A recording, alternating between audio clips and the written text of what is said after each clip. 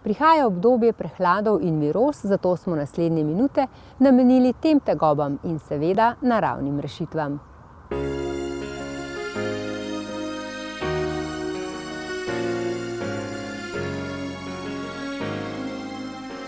Ja, pri virozah so dihala najbolj prizadeta, od nosu pa do pljuč. Zakaj je tako?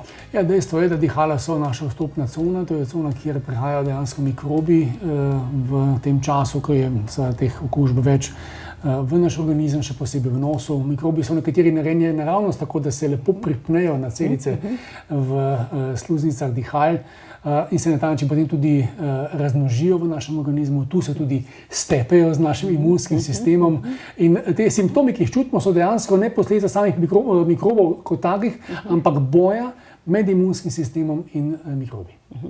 Prehlad, predvidoma ga imamo 2-krat na leto, se pa včasih tudi zakomplicira, zaplete, gre v kakšno resnejšo bolezen. Zakaj je to tako?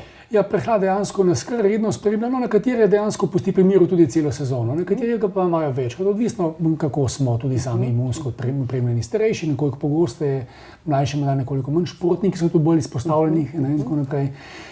Vendarle pa zapletov ni malo. Če pogledamo čisto v kontekstu tega, koliko je v odstotku od vseh, bilo kar približno vsak 5. prehlad se zaplete. Zaplet prehlada pomeni recimo pljučnica, bronhitis, pomeni vnetje sinusov, vnetje srednjega ušesa, ki je značilno za otroke. To se hitro prenaša, ta okužba po Eustachijevi cevi in se vname. Ti zapleti so neprijetni, mnogi narekujejo tudi antibiotično zdravljenje in seveda temu se skuša vsak izogniti in nekaj na to temo lahko danes tudi rečeva. Zato pa vaše Echinaforce zdravilo je res zelo pomembno, zelo nekaj posebnega. Kaj ste odkrili v zadnjem času? Ja, kolegi, ki so raziskovali učinke Echinaforca, seveda prihajajo vedno znova do novih odkritij, ki postavljajo to zdravilo seveda v tudi nekoliko novo luč razumevanja, kdaj ga se uporabiti. Skratka, vemo danes, da Echinaforce Alfreda Vogla ni samo zdravilo, ki ga uporabljamo za podporo imunskemu sistemu, ampak zadnja raziskava kaže, da znatno zmanjšamo tveganje za zaplete. Zmanjšamo tudi tveganje za ponovitve prehladov, še posebej pri skupinah, ki so bolj ogrožene. Skratka, skupine, kot so starejši ljudje, ljudje, ki so pod kroničnim stresom, ljudem, ki kronično primanjkuje spanja in podobno, pri otrocih. Skratka, gre za skupine, ki so bolj izpostavljene, kjer se zapleti radi zgodijo. Atipične pljučnice v recimo prejšnjih sezonah so bile zelo značilne. Zdravniki so pogosto povedali, da so imeli veliko teh težav.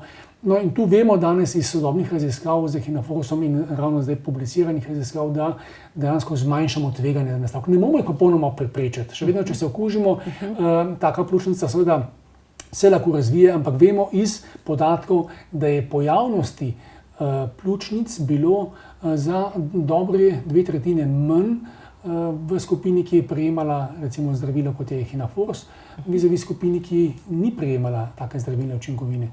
To so pomembne ugotovitve, ne bom rekel ravno, da so revolucionarne, še vedno treba gledati vsako zdravilo, kot tudi Echinaforce, nekoliko distance, kar je tudi prav. Res pa je, da nam lahko pri teh stvareh znatno pomaga. V vašem podjetju Farmedica zagovarjate naravna zdravila. Nam lahko mogoče na kratko razjasnite naravno zdravilo, prehransko dopolnilo, kakšna je razlika? Ja, razlika je v temelju, da zdravilo dejansko zdravi, je namenjeno zdravljenju ali preprečevanju bolezni, aktivnemu preprečevanju, dočim prehransko dopolnilo del hrane. Kot že sam v navedbi, če rečemo prehransko dopolnilo, dopolnjuje prehrano, nam pravzaprav dovaja tiste substance, ki jih potrebujemo za normalno delovanje, pa iz enega drugega razloga ne moremo dobiti. Mogoče preveč enolične prehrane in podobno. Dejstvo je, da je v zadnjih letih znatno več prehranskih dopolnil na voljo, kot pa seveda zdravil rastlinskega izvora.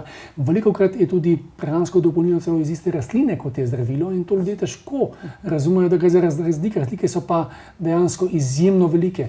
Ne samo v učinkovitosti, zdravilo ima dokazane učinke, prehransko dopolnilo nima nobenih dokazanih učinkov, nihče ga tudi neodvisno ne kontrolira. Kar ne pomeni, da so slaba, pomeni samo, da so popolnoma drugačna in problem je v tem, da ko prehransko dopolnilo komuniciramo kot zdravilo, zavedemo ljudi. To pa je tisto, kar je problem. In ljudje dejansko težko vidijo na embalaži, kaj je res in kaj ni res. Zato tudi to je eden od razlogov, zakaj smo se pri Farmedici od samega začetka odločili, da gremo bolj po tej težji poti dejansko registrirana zdravila rastlinskega izvora, ki pa imajo neke jasne terapevtske dosege z svojimi dobrimi lastnostmi, pa tudi seveda neželenimi učinki, ki so pri teh zdravilih navedena.